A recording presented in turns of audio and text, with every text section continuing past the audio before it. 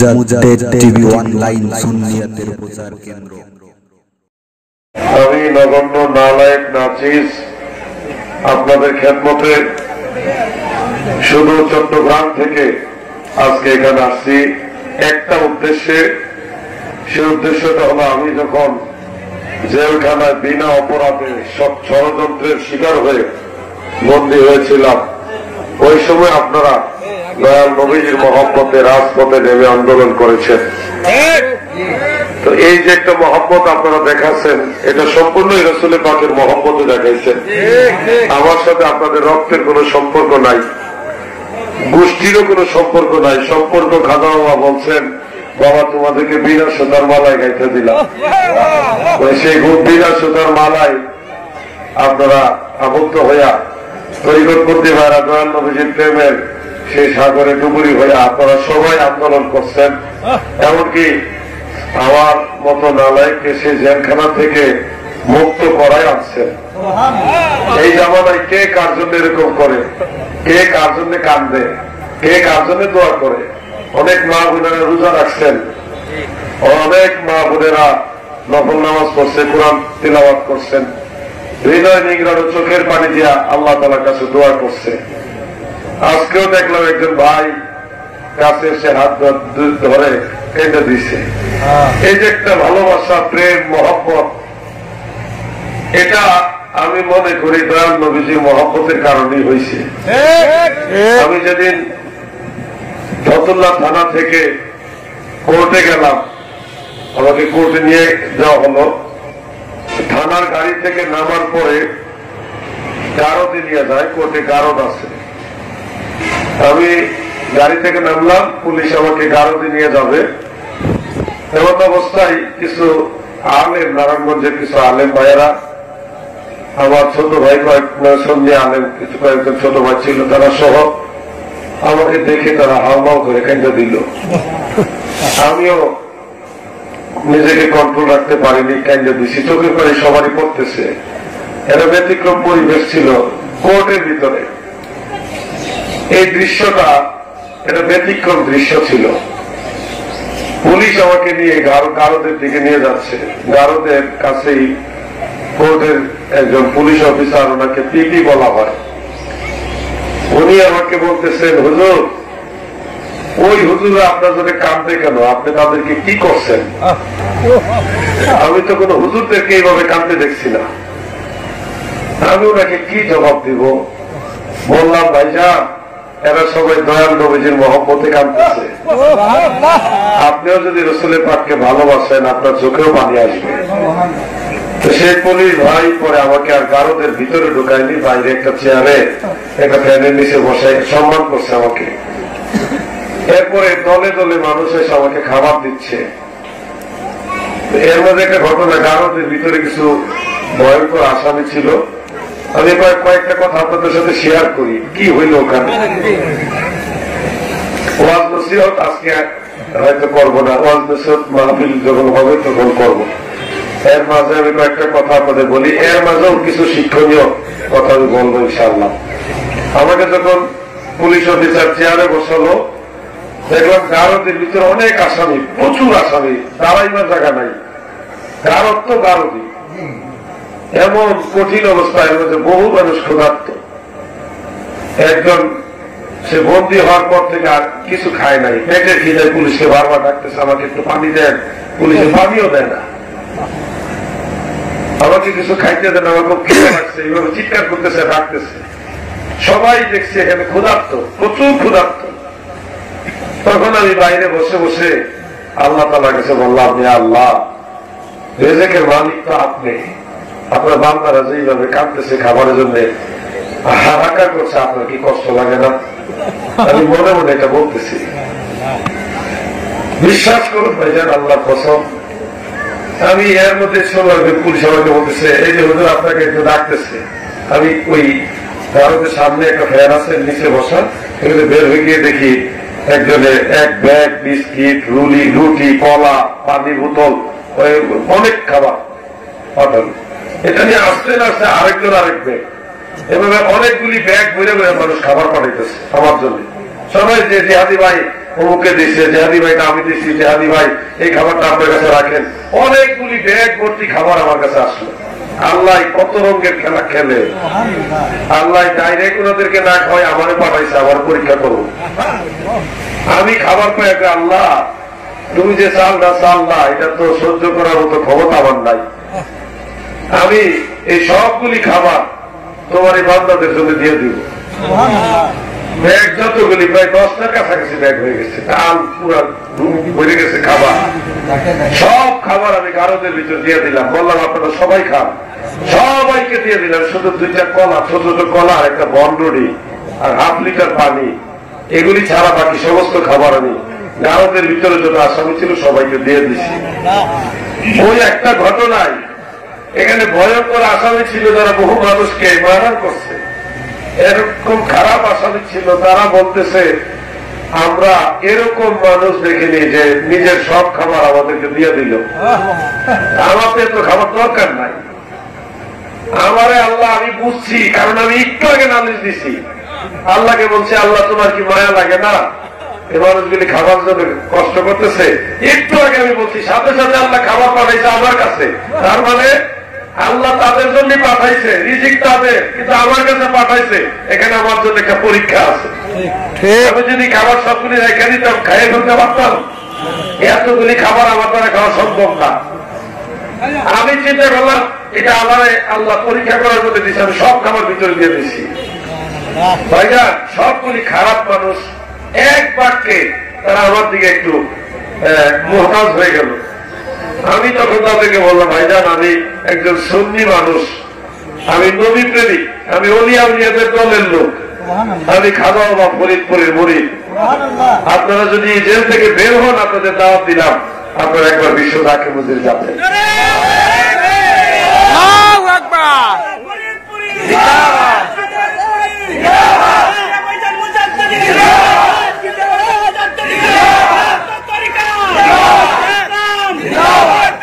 আমি আপনাদেরকে বুঝাতে পারবো না কিরকম একটা প্রেমের খেলা সেখানে হয়েছে। জেল আমার কাছে জেল মনে হয়নি। আমি বুঝেছি, আমি বুঝতে পেরেছি এটা কে বা কারা করাইতেছে ঘটনাটা। আমি এই যে গারদের আসামিদের সাথে একটা মানে আন্তরিক সম্পর্ক হয়ে গেল, তারা কেমন যেন আমার প্রতি দুর্বল হয়ে গেছে। আমি যা বলতেছি তারা মানতেছে, তারাও আমার প্রতি আমার কাছাকাছি আসার চেষ্টা করতেছে, কথা শোনার চেষ্টা করতেছে।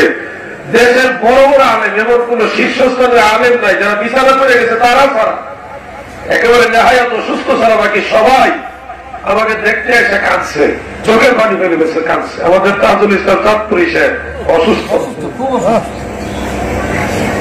এমন অসুস্থ যে উনি নিজে নিজে চলাফেরা করাটা ওনার জন্য রিস্ক, ভাবতে পারে না। তিনি আসছেন বড় বড় আলেমরা, দেশের শীর্ষস্থানীয় আলেমরা, আমাদের আব্দুল মুস্তফা রাহিম আজহারি বাংলাদেশের একজন শীর্ষস্থানীয় আজহারি বক্তা, সব আলেমরা আসতেছে আর আমার দিকে দিকে কাঁদতেছে, আমিও কাঁদি। এই জন্য কি একটা আলাদা প্রেমের খেলা, কেমন যেন একটা পরিবেশ ছিল, আমার কন্ট্রোলে ছিল না। আমি তো বিশ্বাস করি আমার কন্ট্রোলে ছিল না। এই দৃশ্য দেখে মাইক ছাড়া বলি কথাটা, ওই পিপি সহ পুলিশরা পর্যন্ত বলছে এরকম দৃশ্য আমরা কোনোদিন দেখিনি।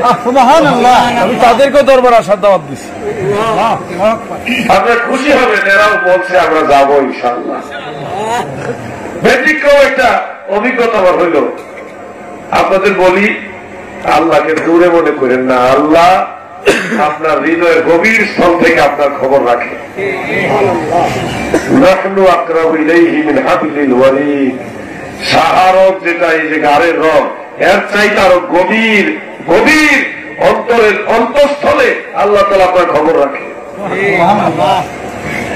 আমাকে যখন অ্যারেস্ট করলো, মামলাটা যে ষড়যন্ত্রমূলক সেটা বোঝার জন্য শিক্ষিত ভাইয়েরা অথবা মামলা মোকদ্দমা নিয়ে যারা দৌড়াদৌড়ি করছেন, আপনারা একটা কথা বললে বুঝবেন এটা যে ষড়যন্ত্রমূলক মামলা।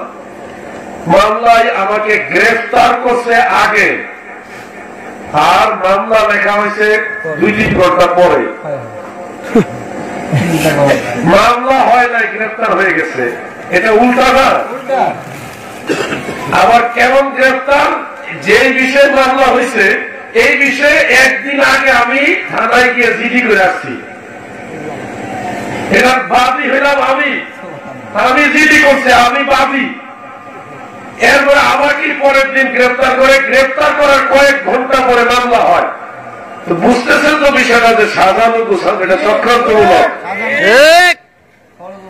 যাই হোক, যারাই করছে হয়তো ভাবছে আলাউদ্দিন জিহাদিকে জেলে দিয়ে দিলে তারা লাভবান হবে, কিন্তু আসলে তারা লাভবান হয়নি।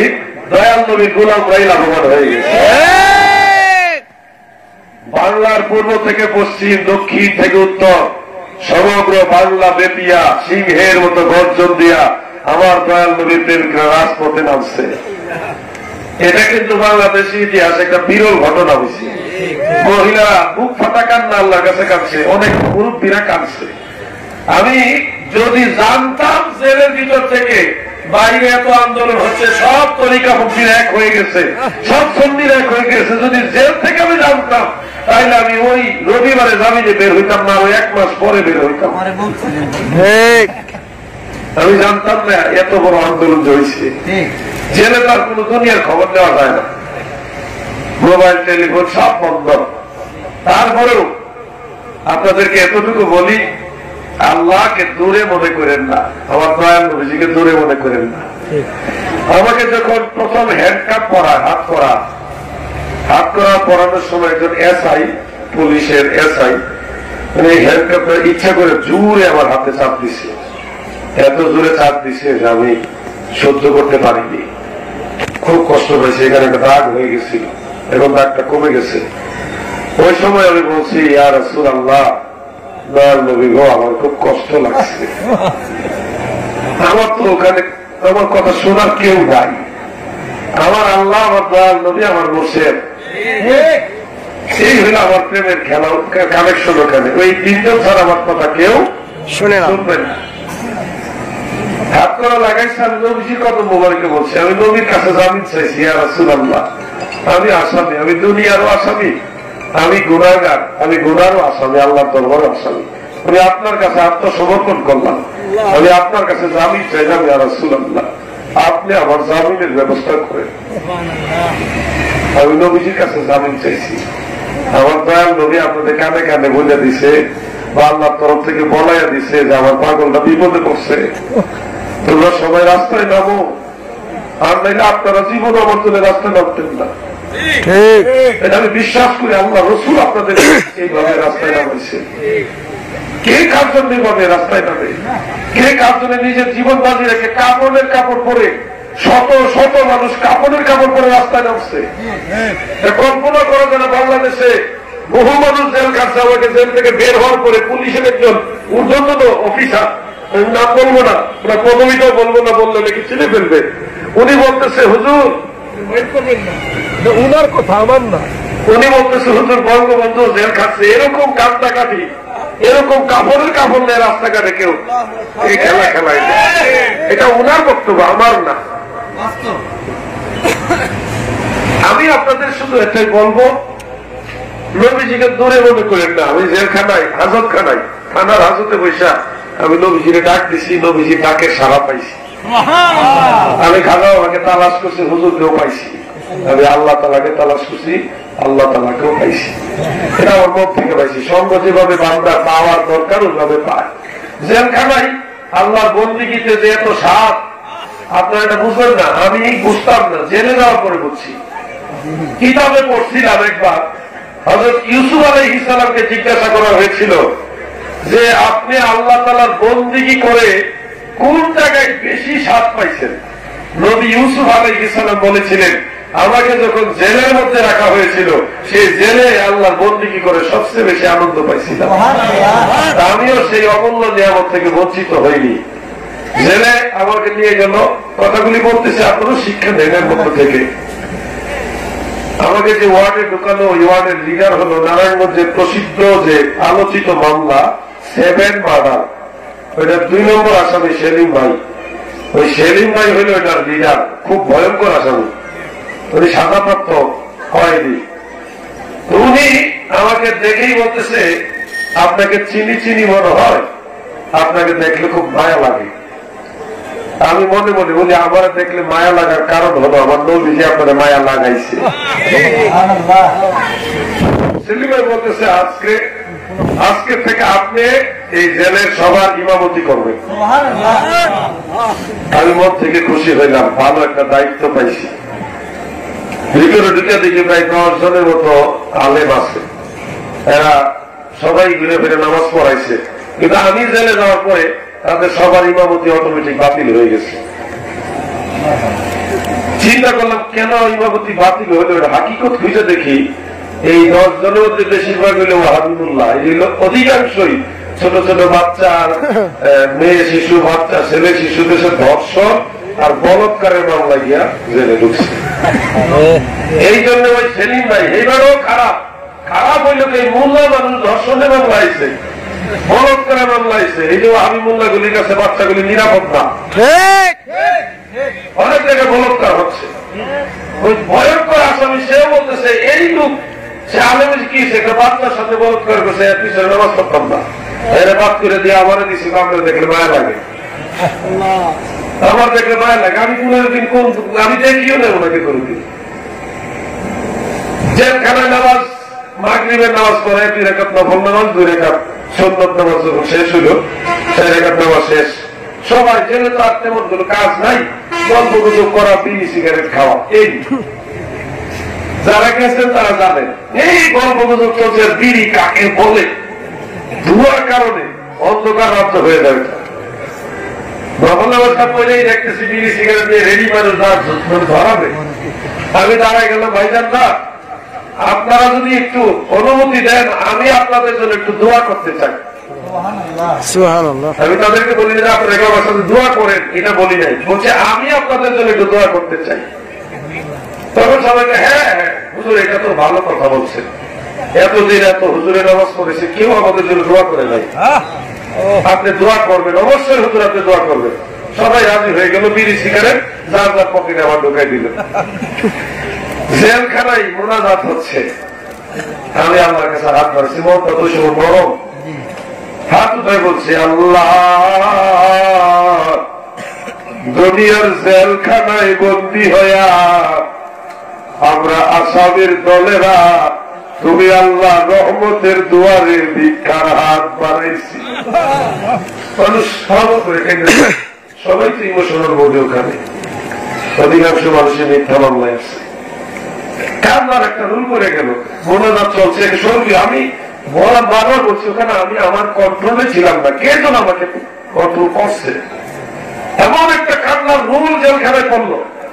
ব্যতিক্রম আশেপাশে যত আসামি সবাই দোয়ায় শরীক করেছে।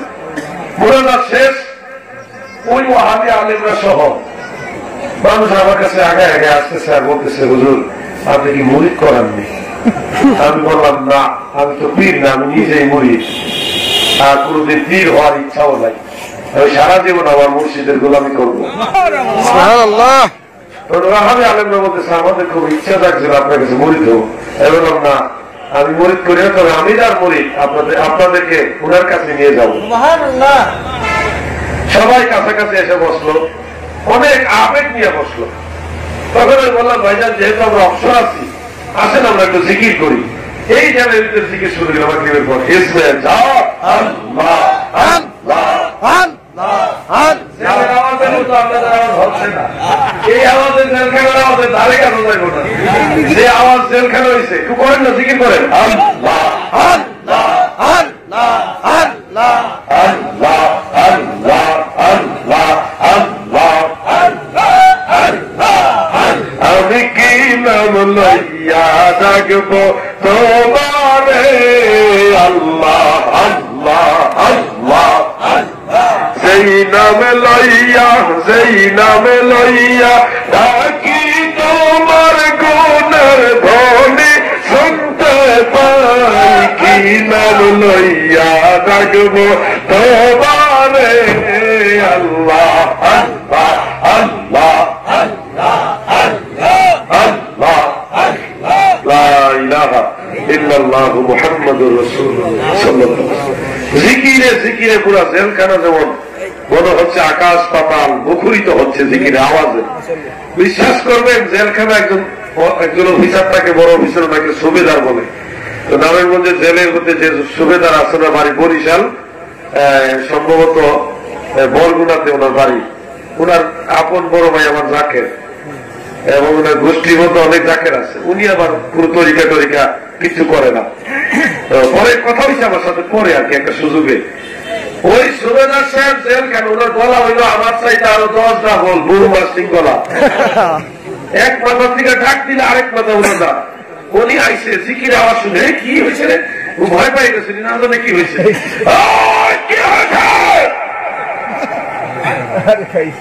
পুরো জেলখানায় কি হয়েছে সারাইতেছে, সব এলাক হয়ে গেছে। পরে আমাদের যে ওয়ার্ড, ওই ওয়ার্ডের পাশে কি জমাদার না জমিদার কি জানে কয়, জমাদার কি জানে বলে, একটা পুলিশ আছে, জেলের পুলিশ। উনি অসুবিধা নেই স্যার, এখানে জিকির হচ্ছে। পরে ওই সুরদার আসছে কাছাকাছি, জিকির দেখা ফাইন ফাইন, এই তো ভালো হুজুর, এই হুজুর দরকার, এই হুজুর খুব ভালো। আবার উনি চলে গেলেন। এইভাবে জিকির আমার যখন শেষ হইল তখন আমি সবাইকে বললাম, আসেন আমরা সবাই মিলে দয়াল নবীজিকে দাঁড়ায় সালাম দিই। কিসের সুন্নি, কিসের ওয়াহাবি, কিসের খারেজি, সবাই একসাথে কোন দলিল ছাড়াই আমি গুনাহগারের সাথে দাঁড়ায় জেলখানার মধ্যে দাঁড়ায় নবীজিকে সালাম দিচ্ছে। বিনা দলিলে পুরো জেলখানা সুন্নি। যারা মামলা করছে তারা হয়তো ভাবছে যে হাতিরে জেলে ঢুকাই দিলেই সুন্নিয়ত শেষ, কিন্তু এরা যে হাতিরে জেলে ঢুকাইবার পরে পুরো জেল যে সুন্নি হয়ে যাবে এটা তো ভাবছে না। ঠিক এমনকি এটি বললে সমস্যা, বলবো না আইনি প্রক্রিয়া সমস্যা হবে, বলেন বলেন, আপনারা আশ্চর্য হবেন। আমাদের ওই সুবেদার সাহেবকে আমি আলোচনা করছি, এক পর্যায়ে সুযোগ পাইছি, সময় পাওয়া যায় না তো পাইছি, ওনার পরিচয় নিলাম, নিয়ে পরে উনি বড় ভাই জাকের, ওনার ফ্যামিলিতে অনেক জাকের আছে। তখন আমার এই ইয়েগুলি কয় আপনার মতো এরকম আলেম আমরা জেলে আর পাইনি, খুব ভালো লাগছে হুজুর, খুব ভালো লাগছে। তখন আমি বললাম যে ভালো লাগলে আমি যার কাছে গিয়ে ভালো কাজগুলি শিখছি আপনি তার কাছে আসবেন কিনা। তো কোথায়, আমি আটকুশি দরবারে যাই, আপনি ওখানে যাবেন ইনশাল্লাহ, দাওয়াত দিলাম। ও বলেন কি, আমার অনেক লোক ওখানে যায়, আমি আবার যাইটাই না। বললাম দাওয়াত দিলাম, যাবো। হুজুর আপনার জন্য যাবো ইনশাল্লাহ, আপনি বলছেন আমি যাবো, যাবো। দাওয়াত নিল, জেলার সাহেব পর্যন্ত দাওয়াত নিচ্ছে। ওনার সাথে কথা হয়েছে না, বাড়ি হইল ময়মনসিংহ কিশোরগঞ্জে। উনিও ওনার পুষ্টিগত অনেক পীর আছে, কিন্তু উনি আবার এগুলি বুঝে না। আমি এই যে জেলের মধ্যে কি হইতেছে না হইতেছে সব তো অন্যান্য খবর পড়ে, সব খোঁজখবর দেয়। হুজুর আপনার যে এত জনপ্রিয়তা, আমি যেদিন জামিনে আসি ওই দিন বলতেছে আপনার এত জনপ্রিয়তা আমরা তো কল্পনা করিনি। পুরা জেলখানা এই কয়েকদিন ধরে আমাদের বন্ধ করে রাখছে, কোর্ট বন্ধ করে রাখছে, সারা দেশ অচল করে দিতেছে। এদিকে ঢাকা চট্টগ্রাম ন্যাশনাল রুট বন্ধ করে দিছে, ঢাকা বরিশাল এটা আপনার আন্দোলন করছে, এই খবর ওখানে আছে যে Dhaka Barishal route national route, বাংলাদেশের জাতীয় রুট, এটা ওটা বন্ধ করে দিচ্ছে। ঢাকা সিলেট রুট বন্ধ, সারা বাংলাদেশ বন্ধ করে দিচ্ছে। হুজুর আপনার এত জনপ্রিয়তা কেন? আমি বললাম জেলার সাহেব এটা আমার জনপ্রিয়তা না, এটা দয়াল নবীর প্রেমিক হুসাইনি সৈনিক সুন্নি জনতার জনপ্রিয়তা।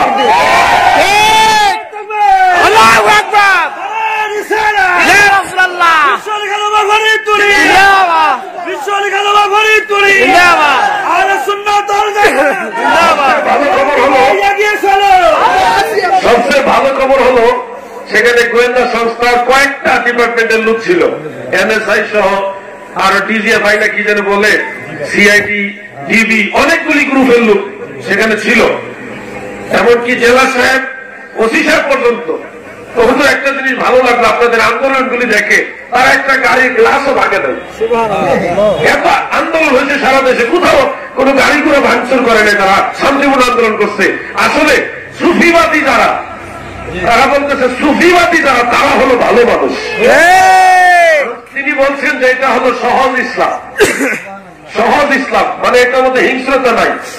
এজন্য আপনাদেরকে অনুরোধ করছি, আল্লাহকে ভুলে যাবেন না, দয়াল নবীজিকেও ভুলে যাবেন না। কঠিন মুসিবতে পড়লে আপন মুর্শিদকে ভুলে যাবেন না। ঠিক, আপন মুর্শিদ আল্লাহ রসুল, আল্লাহ তাআলা। আপনার আল্লাহ তো সর্বময় ক্ষমতার মালিক, সব ক্ষমতা দেয় আল্লাহ। এই জন্য এই প্রেমের সূত্রটা যেন ঠিক থাকে। আমি আপনাদের শুকরিয়া কি আদায় করব?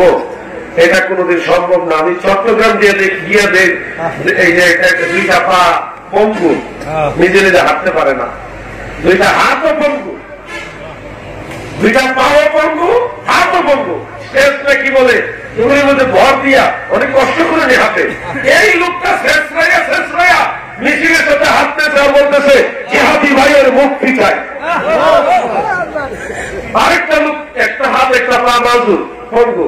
আমি এই লোকগুলোর খুঁজে খুঁজে ব্যাট করছি, বুকের মধ্যে জড়াই দেরা যতদূর পাচ্ছি আমি আনন্দ দিচ্ছি। আমার এরা হলো আসল ভাই।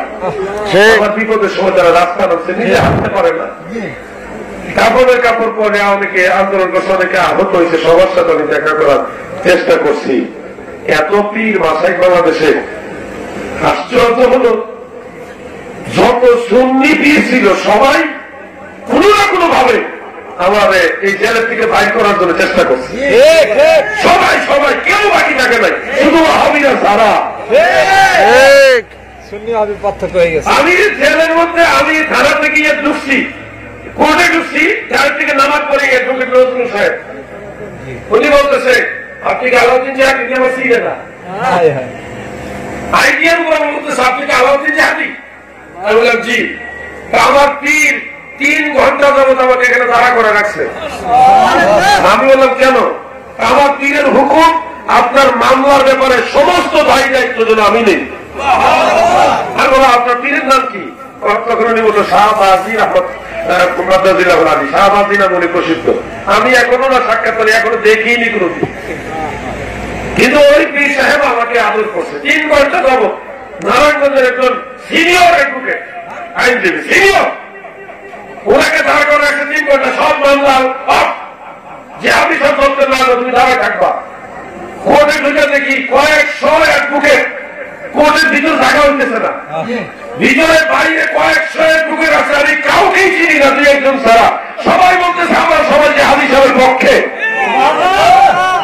অলৌকিক ভাবে অ্যাডভোকেট কোথা থেকে আসলো? পরে শুনলাম কয়েকজন ব্যারিস্টার তারাও রেডি আছিল, কারণ এটা সুন্দর দেখায় না একেবারে ম্যাজিস্ট্রেট কোর্টে। ম্যাজিস্ট্রেট কোর্টে ব্যারিস্টার আসবে, এটা অসুন্দর, এই জন্য তারা রেডি ছিল। তারাও রেডি ছিল যে আমরা পরবর্তী যে হাইকোর্টে মামলাটা যাই, ওই ব্যারিস্টার সবাই তারা বিনা পয়সায় 1 টাকাও তারা চায় না। অ্যাডভোকেট নজরুল সাহেব এই পর্যন্ত 4 আনা, 1 টাকা তো উঠে কথা, 4 আনা পয়সা আমার থেকে নেয় না। এই যে প্রেম, এই ভালোবাসা, এই জজবা, এটা আমাদের দরকার আছে কিনা ভাইটা? জিহাদি বিপদে পড়ছে, কালকে যদি জহিরুল ইসলাম ফরিদি বিপদে পড়ে, নবীর মহব্বতে আমরা আবার রাজপথে ঝগড়া করবো। সুন্নিয়তের জোয়ার ধরে রাখতে হবে। আমি ওই জন্ম শরীফ গিয়েছি, সেখানে গিয়ে দেখছি আরেকটা প্রেমের বাজার। অলি আল্লাহর খেলা ওখানে, সব অলি আল্লাহ দরবারে অলিয়া উলিয়াদের খেলা আছে, ওখানেও গিয়েছি। মাজার শরীফ গুলি পর্যায়ক্রমে জিয়ারত করে আসি। চিন্তা করবেন না, সারা দেশের সব সুন্নিরা সাংগঠনিক ভাবে একটা, সংগঠন আলাদা আলাদা থাকতেই পারে, এটা স্বাভাবিক। সব পীর মিলে এক পীর হবে না, এটাও সম্ভব। সব দরবার মিলে এক দরবার হবে না, এটাও সম্ভব। সব মাযহাব এক মাযহাব হবে না, এটাও সম্ভব। কিন্তু সব মাযহাবের লোক, সব দরবারের লোক, সব পীরের মুরিদ না, সবাই সুন্নি জামাতের লোক। আমরা সবাই এক, ওই আকীদায়ে আহলে সুন্নাত, ওখানে কি আমরা সবাই এক, মিলেমিশে থাকবেন। আত্মসী হোক, সাতসিনা হোক, ফুরফুরা হোক, যারা সুন্নি আকীদার সাথে মাইজবান্ডার শরীফ হোক, চন্দ্রপাড়া হোক, এরপরে যত হক দরবার সুন্নি আকীদা, সবাই আমরা একতা ধরে রাখবেন। পুলিশ প্রশাসন কারা? তারা আমাদেরই লোক। এরা কি আলগা কোন গ্রহ থেকে আসছে? তারা আমাদের কারো ছেলে, কারো ছোট ভাই, কারো বড় ভাই, ফ্যামিলির আমাদের লোকই তো দেশ চালাইতেছে। আইনের যে নিয়ম কানুন এগুলি আপনারা শ্রদ্ধা করবেন, প্রশাসনের যে নিয়ম কানুনগুলি এগুলি শ্রদ্ধা করবেন। তবে যদি কখনো কোনো বৃহৎ স্বার্থ আদায় করতে গিয়ে প্রশাসন আমাদের সহযোগিতা না করে, তাহলে আমাদের দাবি আমরা আদায় করে দেব। আমরা প্রশাসনের সহযোগিতা সবসময় চাই। সুন্নি তরিকতপন্থী সুফি তারা কখনো হিংস্র হয় না, তারা সন্ত্রাসবাদে বিশ্বাসী না, তারা জঙ্গিবাদে বিশ্বাসী না। ওয়াহাবিরা রাস্তায় নামলে গাড়ি ভাঙে, আগুন জ্বালায়, টায়ার জ্বালায়, গাড়ির হাওয়া ছাড়ে, মানুষকেও মারে। কিন্তু সুন্নিরা সারা দেশে আন্দোলন করলে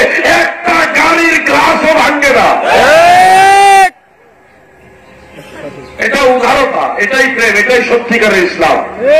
মিলেমিশে থাকবেন। আমার আরেকটা প্রোগ্রাম আছে, আমি এই জন্যে মন চাইতেছে কথা বলার জন্য, কিন্তু আমি হয়তো অপারক, আপনাদেরও তো এরকম হাজার হাজার মানুষ আরেক জায়গায় বসে রয়েছে।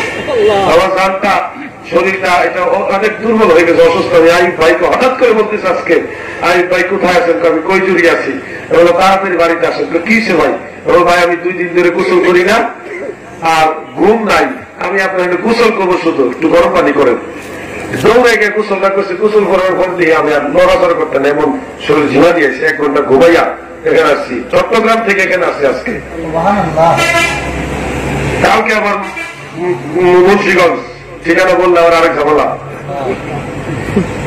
আমি আপনাদের সবার কাছে দোয়া চাই, যেই কঠিন দৃষ্টান্ত আপনারা দেখিয়েছেন, সেই ঋণ আমি কোনোদিন শোধ করতে পারবো না। আমার গায়ের সমস্ত চামড়া দিয়ে যদি আপনাদের পায়ের জুতা বানিয়ে দিই, তারপর এটা ঋণ শোধ করা সম্ভব না। সকল সুন্নি, তরিকতপন্থী, জাকেরান, আশেকান, মুমিন, মুসলমান যারা আন্দোলন যেভাবে যেখান থেকে করছেন, সবার প্রতি আমি শুকরিয়া আদায় করলাম, কৃতজ্ঞতা স্বীকার করলাম। আপনারা আমার জন্য দোয়া করবেন, মা বোনেরাও দোয়া করবেন।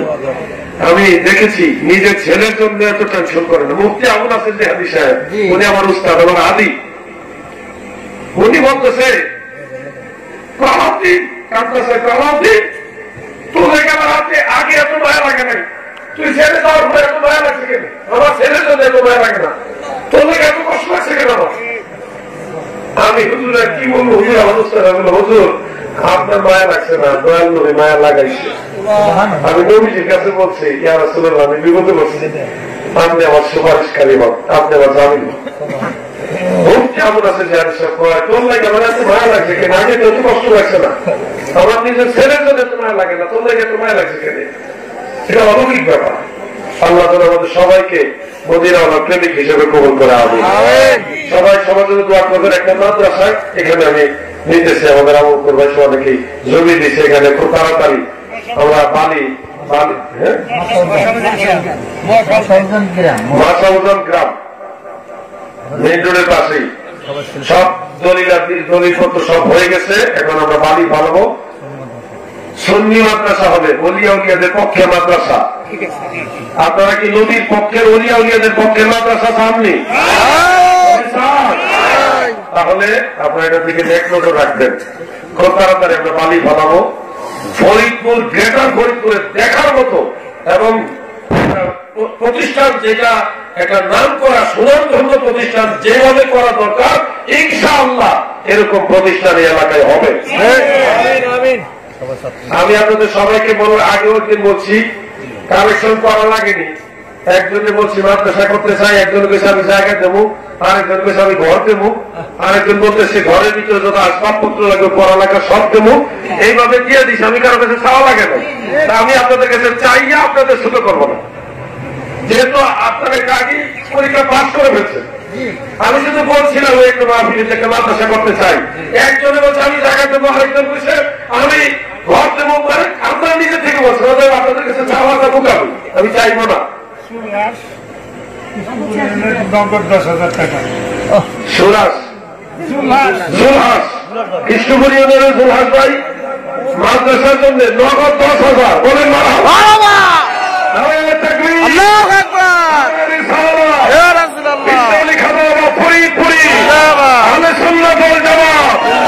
কৃষ্ণপুর ইউনিয়নের সুলহাস ভাই, ওনার কাছে কি টাকা আমরা চাইছি? উনি নবীর মহব্বতে দিছে, ওনার মনের থেকে আবেগ, ইয়া রাসূলুল্লাহ তোমার মানে দয়াল নবীর পক্ষে মাদ্রাসা হইতেছে, নবীকে আপনার পক্ষে আমি এটা দিচ্ছি, এটা ওনার মনের প্রেম। এটা বিনা মানে প্রার্থনাই কবুল হবে তো নিশ্চিত। আমি আপনাদের কাছে চাইবো না, শুধু বলবো এখান থেকে এক নজর রাখবেন। মাদ্রাসাটা যেভাবে সাজানো যায়, কিছুই না পারবে আল্লাহর কাছে বলবেন, আল্লাহ তোমার হাবিবের পক্ষেরই মাদ্রাসা তুমি কবুল করো, দোয়াটা করবেন। মা বোনেরা দোয়া করবেন, সম্ভব হলে দরবার শরীফের খেদমতের পাশাপাশি যদি সম্ভব হয়, মাদ্রাসার জন্য যখন হবে ইনশাআল্লাহ তখন 1 মুঠ করে চাউল হইল ছাত্রদেরকে খাবারের ব্যবস্থা করে দিবেন, সবাই করবেন ইনশাআল্লাহ। খুব তাড়াতাড়ি আমরা কাজ শুরু করে দিব। দীর্ঘদিন পানি ছিল বিদায় আমরা পানি ফেলানোর কাজটা হাতে নেইনি। চেয়ারম্যান সাহেবের সাথে সামান্য আলোচনা হয়েছে, আমরা সবাই মিলে মাদ্রাসাটা চালাবো। কারো বিরুদ্ধে, কারো বিরোধিতা করার জন্য মাদ্রাসা না, এটা নবীর পক্ষে খেদমত করার জন্য, কোরআন হাদিসের পক্ষে সুন্নিয়তের খেদমত করার জন্য মাদ্রাসা। ঠিক, কাউকে ট্যাকেল দেওয়ার জন্য না, কারো ক্ষতি করার জন্য না। আমরা কোরআনের খেদমত করবো, হাদিসের খেদমত করবো।